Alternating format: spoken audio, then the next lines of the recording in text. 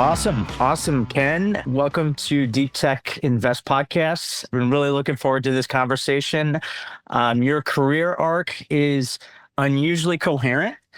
And even though on paper it spans the military, physics, data platforms, customer experience, and now relationship intelligence, everything just fits together. And I'm really inspired by it, quite frankly. And I'm really excited to have you on the show.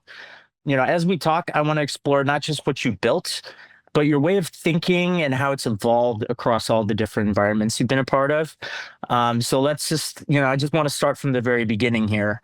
And I'll ask you a little bit about when you started your career as a naval officer and trained as an engineer and physicist. What did that environment teach you about systems, decision making, and failure modes that stayed with you long after the Navy? Oh, good question. Well, excited to be here, Tom. Thank you very much for the welcome and looking forward to the conversation. So going back to the beginning of my career, I went to college on a military scholarship, Navy scholarship. So that's how I had the opportunity to go to college. And through that process, went through an evaluation or selection process for what I would do once I graduated from school. I studied engineering in undergrad and went to the Pentagon to help design propulsion systems, nuclear propulsion systems for submarines. So what that entailed was then getting educated at a graduate level in physics and working in teams. So now I start to answer your question, teams of naval officers, government engineers and physicists, and contractors in designing these new technologies. So what I learned from that was how to solve very complex problems in team environments. And the problems were sufficiently large that you couldn't go back to your cube and solve them on your own. You had to become good at joint problem solving technical problems. And so that was piece one. Piece two, the nature of our work was pretty high stakes, meaning we were designing things that could be quite dangerous if they didn't perform well. So the importance of the accuracy and the quality of our engineering was very high.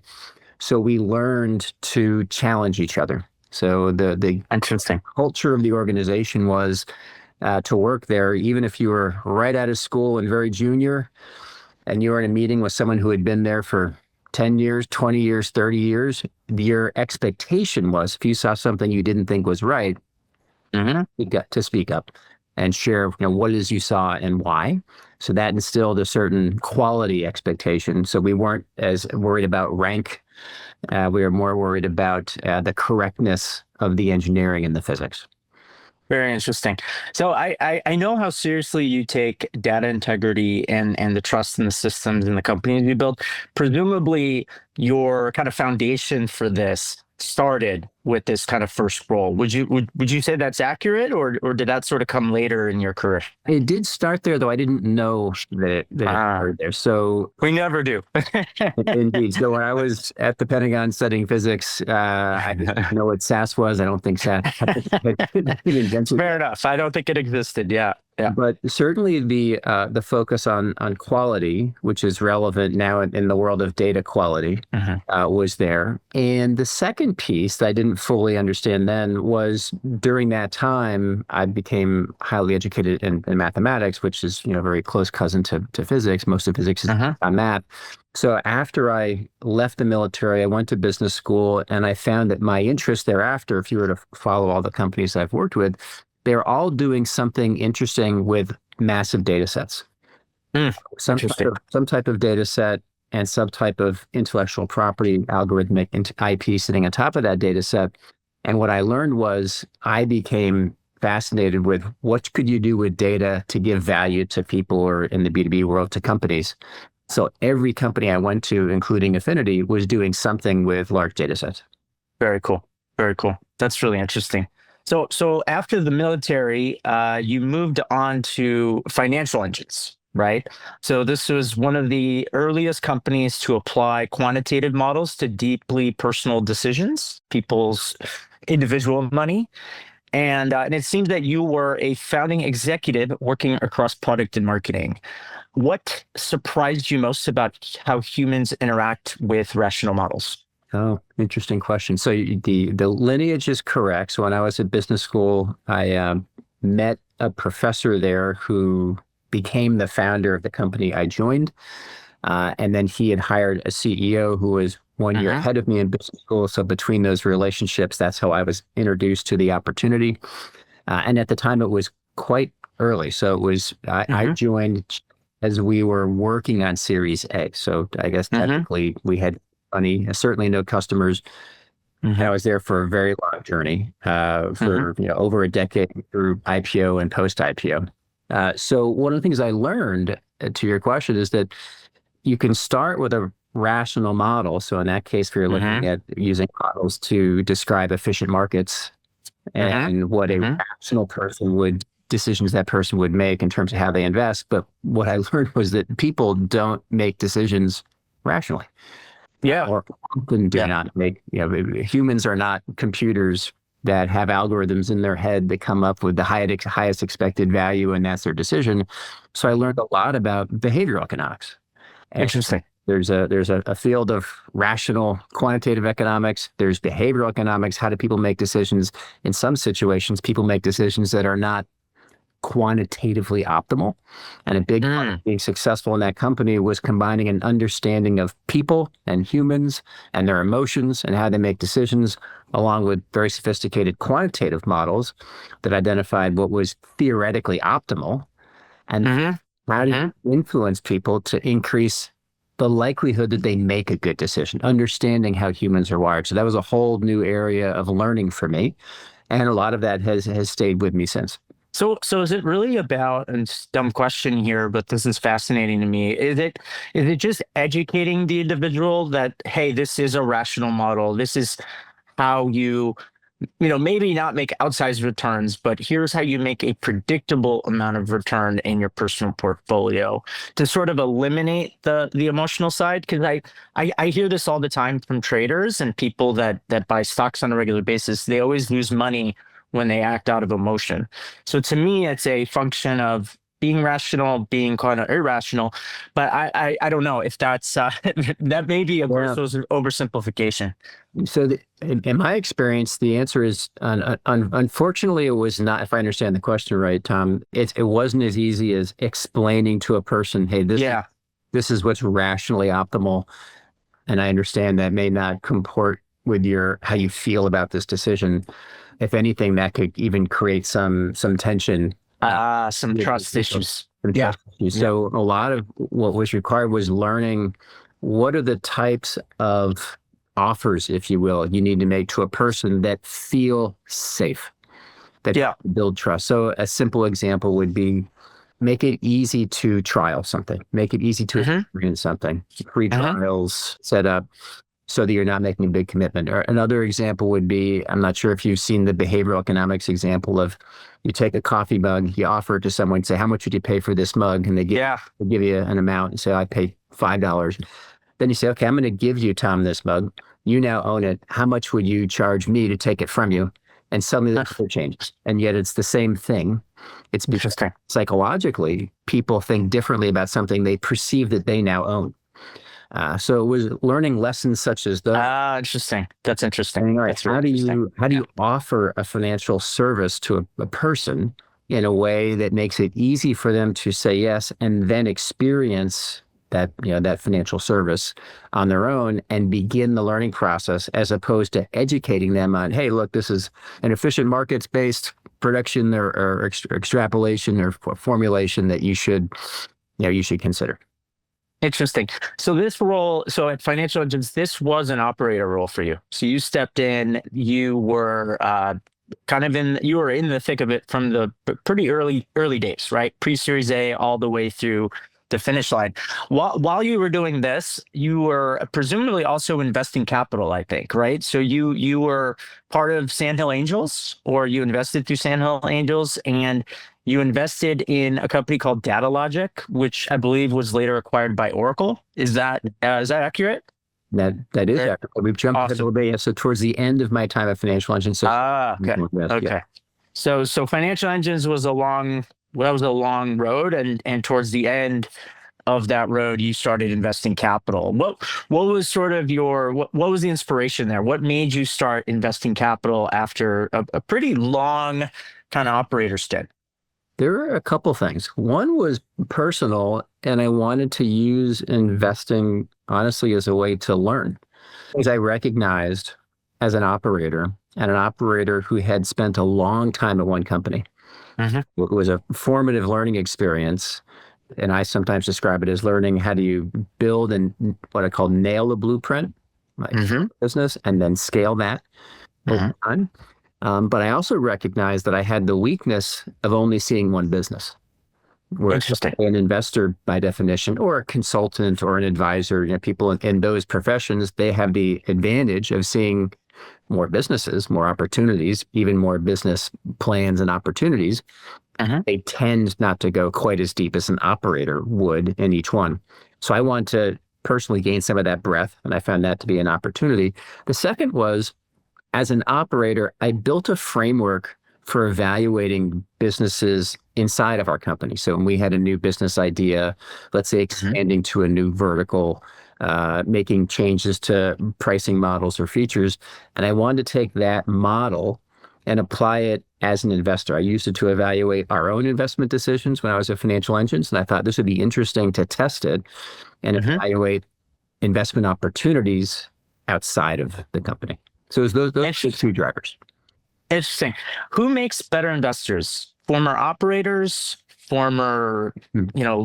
career VCs, former bankers. I mean, if you had to sort of pick one of those, is it a combination of all of them? What's your, not to put you on the spot. Yeah. Sounds like a trick question. And Affinity sells to investors. So I want to be careful what I say. Fair enough. Fair Uh, enough. But presumably yeah, operator experience is useful, I think, it is. Like correct? my opinion is, and I think if you look at the way venture firms and private equity firms have evolved over the last 5, 7, 10 years, many of them now have operating partners and more Hmm. people with operating backgrounds. My point of view is, and not to sidestep your question, is that it's a combination of both perspectives. I think what the operator brings, Hmm. it's not surprisingly, the ability to go deep on particular functions. Yeah. Really identify, all right, if I have a product background, let me, as part of this diligence process, evaluate the CTO, evaluate the head of product, evaluate their process, evaluate their products. And that's a depth that you would likely have an advantage in, or the same would be if you were a CRO, et cetera. Now, what you lack, as I mentioned, when I think about working with my colleagues who have investing backgrounds, Hmm. there is a type of pattern recognition Ah, gain from seeing that many, a large number of deals and opportunities over a long period of time. And you might be more apt to see, I believe, nonlinear changes in markets. One interesting. of the things I had to adjust to as an operator over time is it can be natural to move into an incremental improvement mindset Sure. and a way of evaluating businesses. Hmm. Some of this is probably depends on the person and kind of how they're wired. But I think in the investing world, you're more conditioned to look for step function, uh, Hmm. 10x changes in businesses. Very interesting.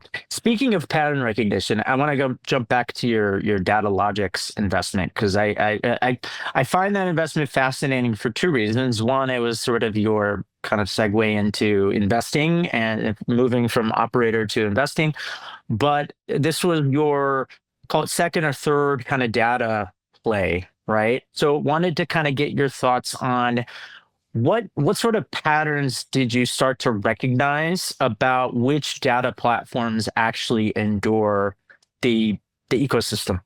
Yeah, I think the recognition I've made, and I believe this applies to AI today as Hmm. well, is that if you're looking for what are the sources, this is my personal opinion, what are the potential sources of competitive advantage or differentiation? You are a business that is predicated in some way on a data set. And if you use AI today as an example, I believe it is difficult. No, that's impossible. It's difficult to be differentiated in terms of the AI itself. It's a lot of it's open source, and there's so much money going after building AI models of different types and AI agents. However, if you have some differential advantage in the data capture, reason that you have access to data or have in the past had access to data that others don't, now you have potentially a real moat, because though you might be on equal footing on the AI technology itself, there's a reason that you have access to differentiated data. Now you can build some type of a differentiated product. And going all the way back to financial engines, we did that well. Datalogic is an example of an investment where I think they had done a great job getting access to a differentiated data set. And then fast forwarding to Affinity today, that's one of the things that appealed to me when I learned more about this company. Yeah. And the data that had been collected over time, and the opportunities that created for future capabilities, pricing models, markets that could be entered that would be difficult to replicate if someone started an even more potent company today, but without that data. Very interesting. What was that one component that made Datalogics acquirable by Oracle? Was it the tech stack? Was it the data itself, or how embedded it became in decision workflows? What gave it that sort of it factor for Oracle in your mind? That's a good question. I mean, I guess the first level answer would be got to ask Oracle, or maybe the CEO or the former CEO of Datalogics. But I think we're going back in time a bit. I think what was relevant there was, in the case of Datalogics, they had come up with an approach to look at online accessible data, or data that was accessible through online means, and use it to predict offline responses to, in that case, advertisements. And they had enough of a corpus of data from their online models. They had very strong mathematicians and people to dissect that data, that became a unique asset that they were able to create premium value from. Very cool. Very cool. So moving along your career journey here, that brings us to Medallia, which is really interesting to us because one of our portfolio company CEOs, Sanjay Dodani, was an early employee at Medallia and speaks very highly about his experiences there as kind of influencing how he really just thinks about entrepreneurship. So, and I know you were Chief Commercial Officer and VP of Worldwide Products there at one point in time. And big fan of it. I think it's a really interesting company. So, Medallia was about capturing the voice of the customer across massive organizations. What did you learn about signal versus noise when data volume explodes? That's an interesting question. So first, didn't realize you were an investor in Sanjay's company. He's a great guy. Yeah. Actually, I think I hired him. So he's small world. Yeah, small world indeed. Very talented product leader, and then now founder and CEO. With respect to signal and noise, I think my learning is that is one of the best uses of the technology itself. So you can so if you're trying to create value from data, one approach, the first level, think about it, this is like Maslow's hierarchy, for example. First level is make the data itself transparent and allow the person, the human, to sift through that data. And if you use actually Medallia as an example, before even separating signal from noise, part of what we would do is just say, okay, here is the feedback. So it's a customer experience platform. Here's the feedback that is coming from customers. And we're going to democratize that and share that broadly with whoever wants to be on our application, which tended to be many people within the company. So people were living in, swimming in, immersed in feedback from the customers. Now, second, though, so think of that as your Maslow hierarchy baseline. So data is now being sent to and provided to everyone throughout the company. The next level on signal versus noise is to look for leading indicators. Essentially, what are drivers of relevant business outcomes? So if a business outcome is retaining a customer, if a business outcome is expanding a customer experience, what can we find within the data that is a statistically significant or high confidence leading indicator of that outcome? And then surface that. And then recognize that even by exposing the data, there are some things the human mind will find that an algorithm might not. I know I just enjoyed just reading comments from people, and there's things I'd pick up from a comment, the way something was worded about a particular feature. I'd go back to my team and say, hey, has anyone seen this comment? And that may not be something that the algorithm would pick up, at least then. But at the same time, we would separate signal from noise and say, hey, these are the top leading indicators. Interesting. This step in the customer journey is the biggest driver of retention or churn. And then now let's focus on that. Very interesting. Very interesting.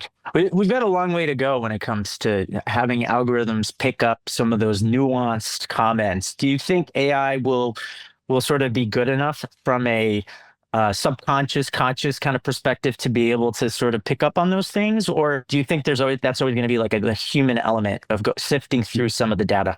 That we could probably have a whole roundtable debate. That's another hour-long discussion. At what point? Yeah, at what point does AI become comparable to or better than humans at picking up subtle patterns?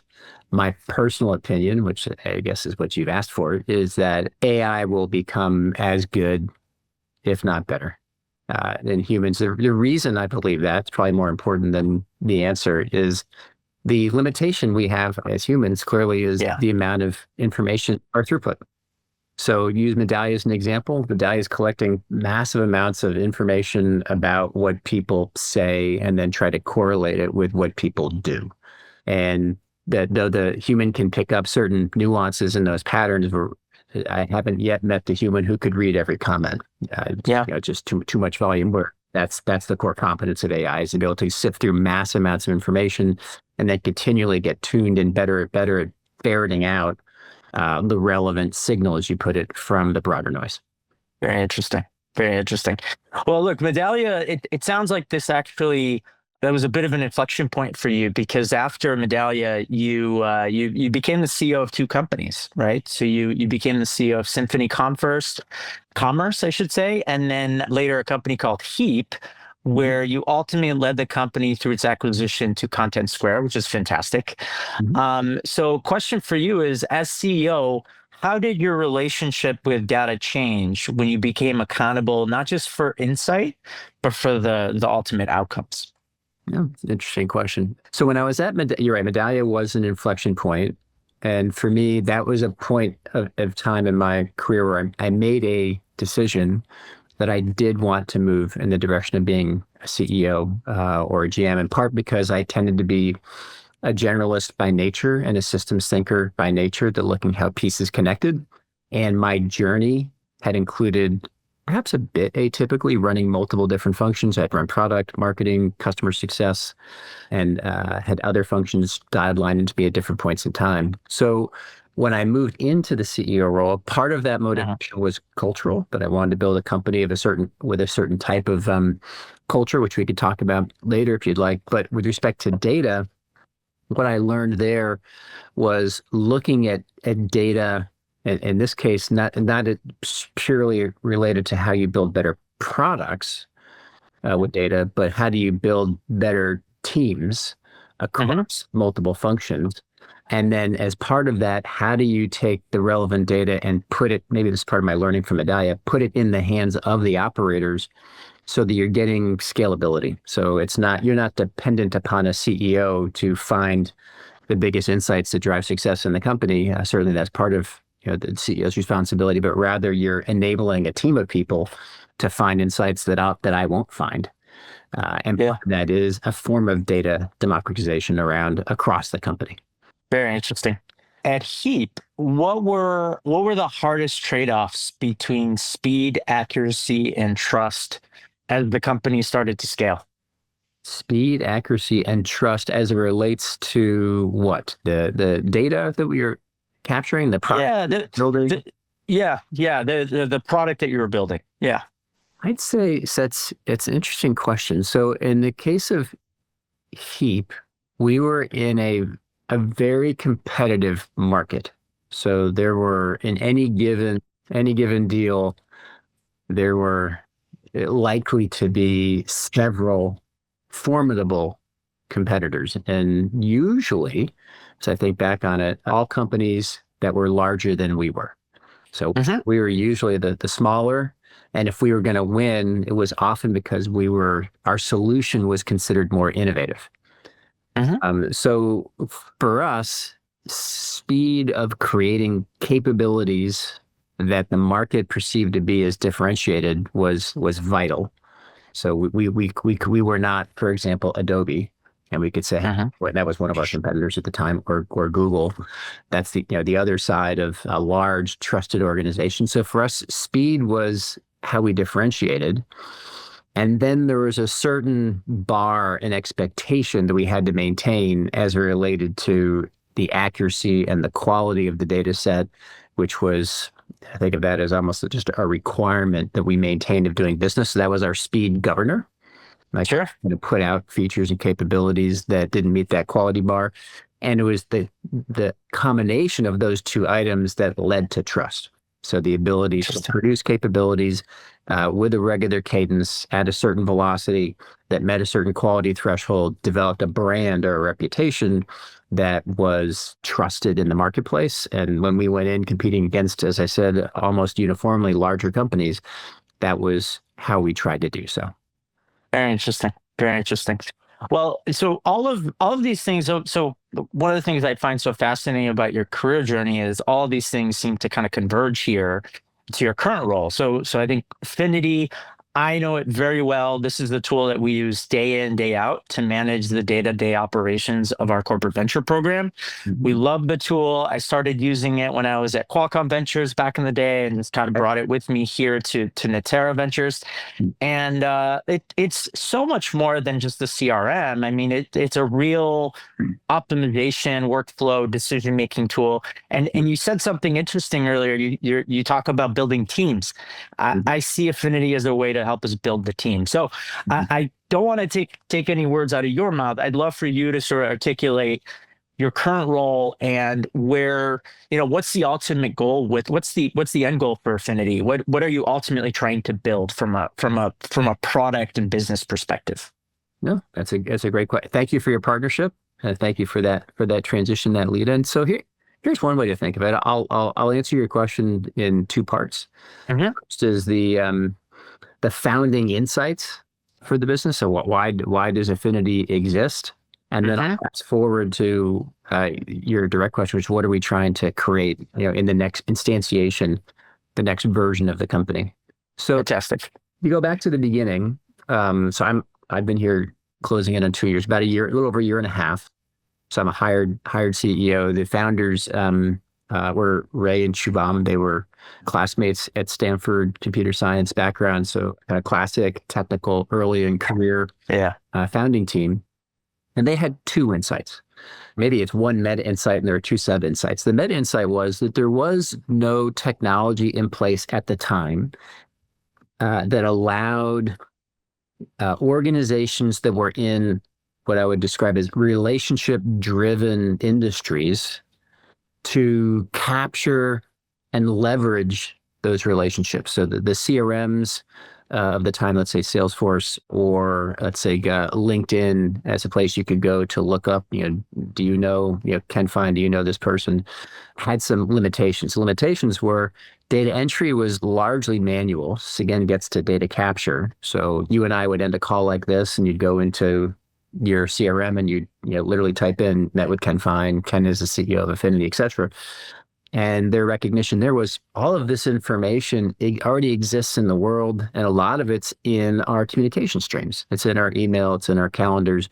So we could reverse engineer, if you will, a CRM, as it was described at that time, with very little, if any, data entry. So you could pull that out of people's communication streams, and you can enrich that data from other sources. That was insight one. Insight two was, once you do that, you now essentially have begun to create or plot the relationship graph of an organization, because where you're capturing systematically all the communications, the emails, the meetings such as this that are on the calendar. With AI, you can now capture transcripts of meetings and start to get better understanding of those relationships.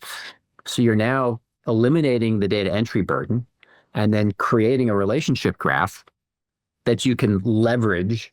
As you've talked about, Tom, at your firms, you can say, hey, who knows? And you can insert name of person, and you can see every person at your firm who's ever had any connection with that person and the quality of that connectivity, and then use that as a way to gain your introductions.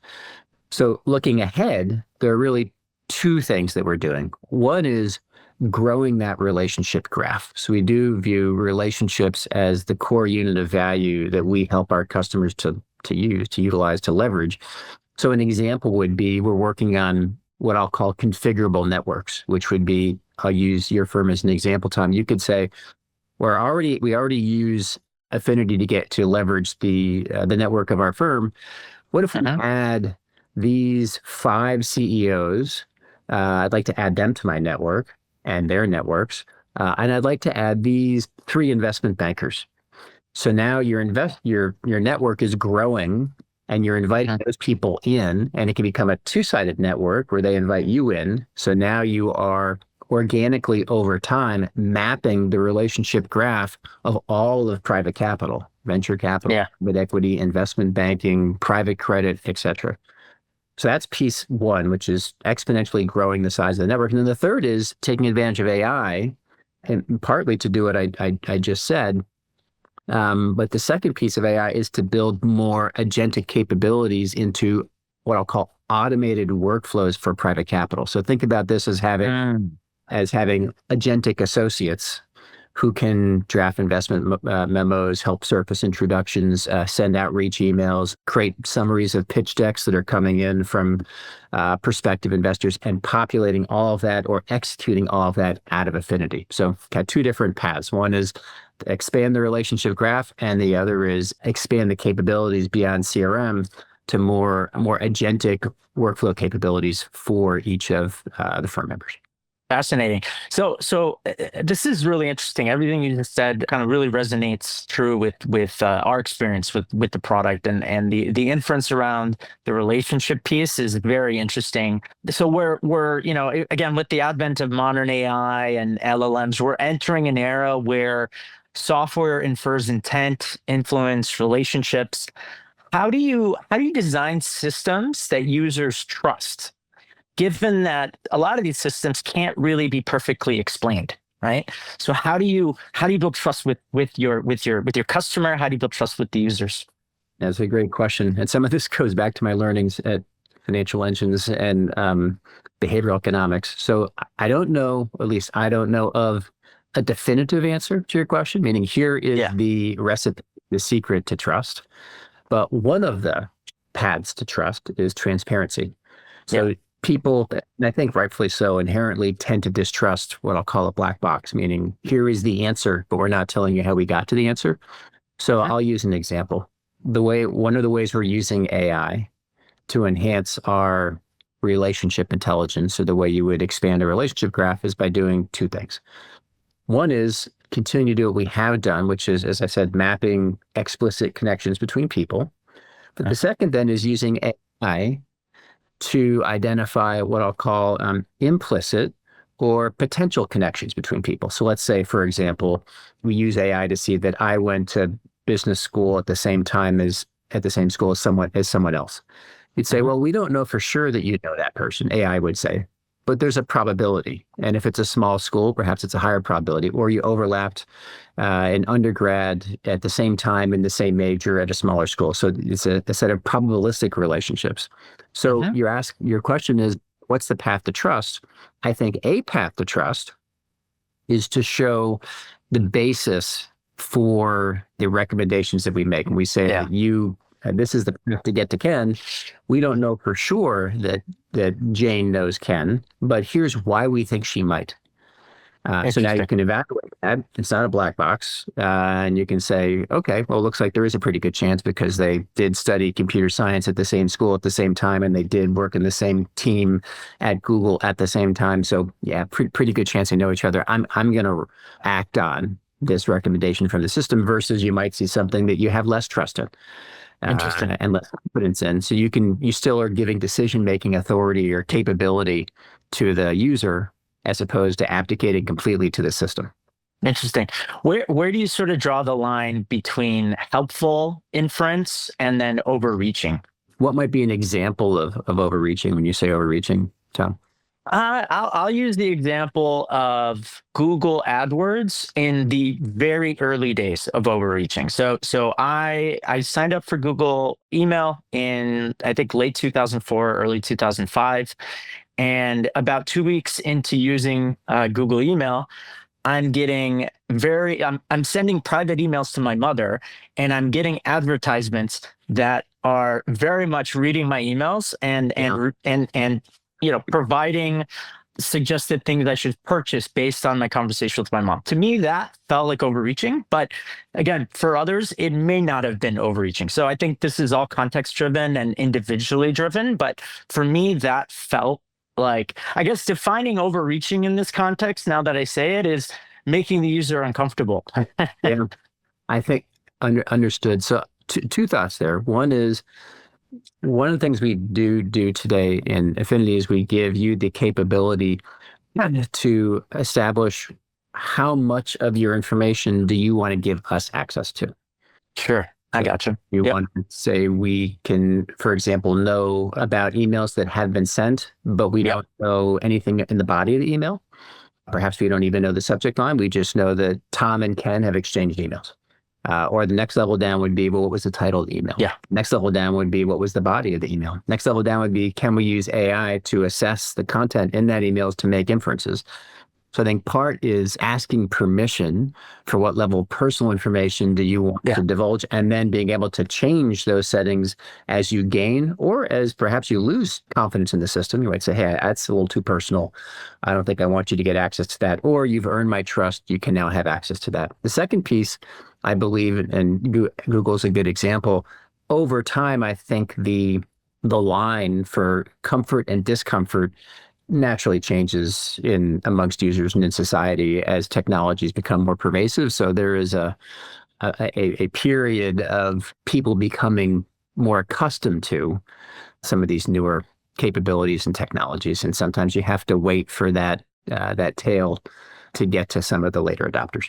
Very interesting. Yeah, I can attest to the fact that, we are, I would say, a pretty conservative enterprise. We have a pretty conservative IT department, although I would say a lot of large corporates have pretty conservative IT departments. So I wouldn't say we're disproportionately so, but what I will say is the permissions embedded into the solution are very intuitive and very very well communicated to the user. So I've obviously been playing around with this device for years now. I've been using it day in, day out. I sort of live in this device or in your software platform. And so sometimes I forget about those foundational elements, but as I recall, as we did this rollout, I don't know, 9 months ago, kind of walked me through the motions again. And it probably took a lot of work to sort of build that. Did you feel that you're joining the company a year and a half ago had any sort of influence on some of those protocols, or has this been the foundation of the business from the very beginning? What has that experience been like? I'd answer that in two ways. So certainly the concept of developing some level of provisioning predates me. So that was part of what we learned from customers from an early time. That said, if you were to look at our roadmap today, a lot of our roadmap is on more sophisticated and fine-tuned levels of permissioning, particularly as we now expand to multiple different markets and larger firms who have more austere or strict limits on, for example, Team A is allowed to see information about this deal, but Team B cannot. Perhaps it's a public to private deal. So there'd be legal reasons you wouldn't want anyone outside the deal team to see that. So, and that has come, I would say, because of me, but more because of our market direction. And I have instilled an approach within the team of spending a lot of time with customers to validate our decisions and make sure we know what we're doing. And that's been one of the clear signals that has come from the market, which is permissioning is ever more important as AI in particular becomes more powerful.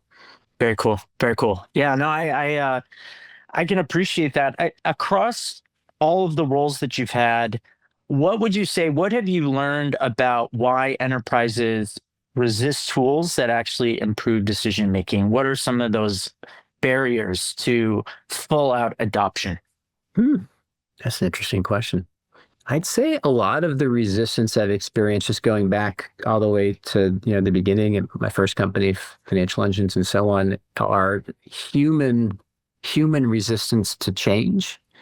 So it's fundamental and basic as that. It could be business process change. So Medallia, we had a lot of, we're implementing a technology, but it's requiring you to change your behaviors or to move from system A to system B. So that would be an example. Another would be, I've always done it this way. So Mhm. how would I do it a different way? And then a third common we've just talked about is privacy and security. So when I go back Yeah. to Financial Engines, which I joined in the late 90s at Standard, we were essentially an early SaaS platform. So we really were SaaS before that was a thing, before that was a name. We were just B2B software in the cloud. And a standard part of our sales process in virtually every deal would be people not from the sales team, people from engineering, sometimes our CTO included, getting on calls with the prospect to talk about the safety of having data in a cloud. Because back then we're Mhm. displacing on-prem. So it's another example. And today we were talking more about, I mean, obviously we've long since passed that objection in the world, or Yeah. for the vast majority of organizations we have, but we still have, as you mentioned, permissioning around, certain data you have access to. So I think privacy and security, as well it should be, is another friction point in the adoption and use of technology at its greatest level of impact. So when enterprise SaaS or software companies, when they fail to take hold inside an organization, what's usually the root cause? Is it the technology, the incentives, the culture, or is it something else? Oh, it's another good question. So I read a book. I'm trying to remember who wrote this. It basically laid out a framework Hmm. called it sounds very simple, but I come back to it in questions like these, which was pain versus gain.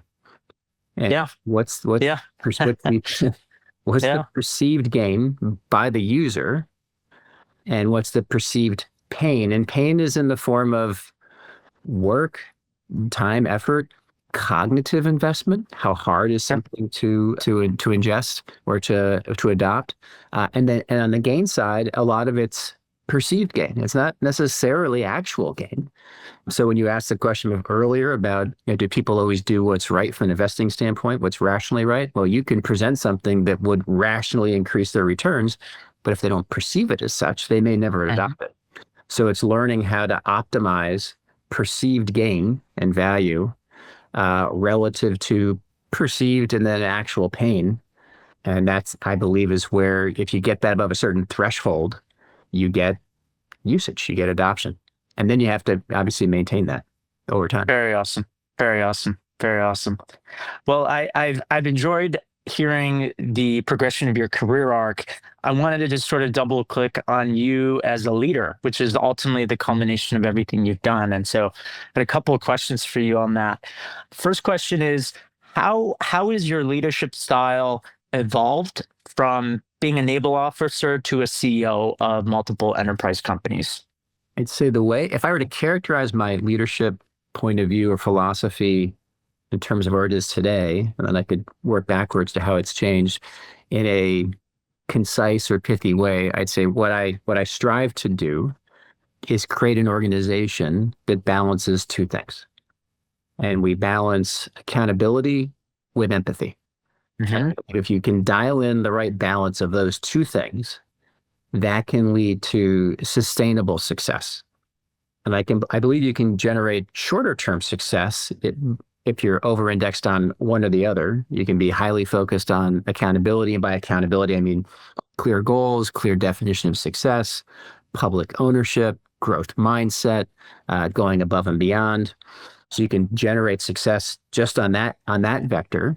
But you need to also, if you want that to be sustainable, in my opinion, or at least the type of model that I try to build, by being supportive of people and attacking the problem, not the person, in learning how to have respectable yet fierce debate on important topics, learning how to, what I call, taste the soup, go out, no matter who you are, how senior, how junior, go use the product yourself, talk to customers yourself. That's how you develop empathy. So what I've learned is if you can get those, create a systematic way where an Hmm. organization is doing both of those things at all levels, and it's a constant balancing process. It's a destination you're always trying to get to. You're never quite there. Then you get success. So when I started in the military, we were quite high in the accountability vector, maybe a little bit less on empathy. And I've been in organizations that were very strong on empathy. And the risk there is if you're not strong on accountability, you can, as one of my colleagues used to say, you can hug each other to failure. Yeah. And Yeah. that's That's not right. good either. So you need to have a balance of both if you want to be sustainably successful, or at least in the organizations that I try to build, be successful over time. That's very cool. No, I love the mantra around empathy. How do you handle the situation when the empathy only goes one-sided? So presumably it's more important for the leader who's leading to have sort of the empathy for the folks that they're leading. But what happens when an individual you're leading doesn't possess the same level of empathy? How do you sort of work through situations like that? That's got to be a very difficult situation for a leader to deal with. I think that so my insight there, the perspective I developed there is that a concept such as empathy, or even values themselves, value statements that virtually all companies have, can be somewhat abstract for a person to implement. Like if I said to you, be empathetic, yeah, you might say, well, okay, I have a notion of what empathy is, but exactly what do you want me to do? So my learning has been, rather than focus, so I say accountability and empathy, but what I try to focus on with my teammates are the behaviors. What are the Uh-huh. behaviors? And if you practice these behaviors, out the other side or out the other end comes accountability. Uh-huh. So, as an example, I went through a training program a long time ago called Crucial Conversations, which is basically a program on how to have difficult, crucial conversations about topics that are high stakes and emotional. And that's a skill set. And one of the things I've learned is it's a skill set that, like many skills, you're not born with, you learn. And what I do now at each company I'm a part of is we train the company as part of onboarding on that skill set, and we evaluate people and their performance, process reviews each year and each quarter on how well they practice that. And that is an example of a set of skills that, if you practice, will demonstrate a degree of empathy. A second would be, I emphasize something I call tasting the soup, which is go out there and try it yourself. So if you're building a new performance evaluation process within the people team, go try it yourself and on your teammates before you roll out to the company. If you're building a new positioning statement as a product marketer, go out with the sales team and actually do the pitch yourself, not just give it to someone else and watch, but go do it. By doing so, you will develop empathy. You'll know what it's like to be, in the shoes of a salesperson or doing the review process that you're about to implement. So I think it's focus on the behaviors and how do you get people to practice those behaviors. And out the other end comes empathy and comes accountability. Very interesting. What is one lesson that only corresponds to scaling multiple startups as you have from soup to nuts? What's that one lesson that you only develop by going through those motions that you would bestow upon future CEOs? I think if I had to pick one thing, one core learning across all the companies, it would be the following. So I have a model I've developed based on the learning, and I call it nail it, scale it. And Oh, it's a reflection or an insight or an experience of learnings that says that, generally speaking, I'm going to oversimplify a little, but whether it's a new startup that you're investing in that's a seed level startup, or whether it's a growth investment at Series D, a scaling company that's trying to figure out how to improve, there's a stage of nailing, which is, generally speaking, finding product market fit or go to market fit or both. And that's a very different process than scaling. And I've found that most businesses that fail, or fail might even be too strong, that encounter significant friction on their path, scale before they nail. And it's interesting. usually because it's not because they're foolish. They usually will have some positive signal, meaning, hey, we can sell this.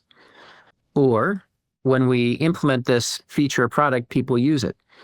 But what they haven't done often is validate the full customer journey. Can you Interesting. develop demand? Can you sell it? Can you implement it? Can you demonstrate value? Can you renew it? Once you validate that, I call that nailing it. Then you can move into scaling it. So if I had to pick one, whenever I see friction in a system at a company, I look through the journey, the customer journey, and say, okay, where's the friction? And it Uh-huh. probably means we started to scale something, meaning throwing money at sales, marketing, or product development before we were ready. Very cool. Very cool. That's I could see how that would apply to so many companies in our portfolio, and ultimately hoping that you not only develop a product that works, but that is also has a sustainable value creation, right? So Yeah. you don't want something to work for a very short period of time and then see it vaporize, right? You need something that's very sustainable, that can create so much value for the shareholders and for the customers, right? And it's all about the customer, it seems. So I can appreciate You're, that. you're literally amassing evidence through each stage of the journey that it's ready to scale. Yeah, yeah. So final question for you is, when you look 10 years out, what do you hope that Affinity and systems like it fundamentally change about how humans make decisions inside organizations? Wow, 10 years. That's a long time. Asking you to predict the future here, Ken. Yeah. If you asked me 1 year out, I'd still start. I think if you use a system like Affinity, what we are doing is going back to the very beginning of this discussion of this podcast, is we're capturing massive amounts of information that ultimately characterizes the nature of relationships between people and allows you to leverage that Mhm. in a scalable and meaningful way. And do so, we talked about pain versus gain, striving for a world where the pain goes to, I guess there's an asymptote somewhere close to zero. I'm not sure exactly where it is, but you get all the data capture and the signal to noise conversation we had. So you capture the data with very little pain, and then you capture the signal as separated from the noise with very little pain, and then that signal is an extremely high amount of gain. So you're able to leverage the collective networks of your world so that you don't spend your time on that. You spend your time on the greatness of the ideas or the companies or the technologies you're building. Mhm. You can leverage your global network to the greatest extent possible. And I think generally that's what companies like ours in different fields are doing, is how do you maximize the ability to capture data, and then AI allows you to consume that and assess it in a way that a human can't, and then hopefully then produce a signal that people can use in a way that they couldn't in the past. Awesome. Awesome. Ken, this was a phenomenal conversation. Thank you for bringing so much depth to the Deep Tech podcast. It was such a pleasure having you on, and look forward to continuing to follow you on your journey. I think what you're doing is really, really inspirational. So thank you so much. You bet, Tom. Great to be here. Thanks for your questions and thanks for your partnership. Thank you. Take care. Bye-bye.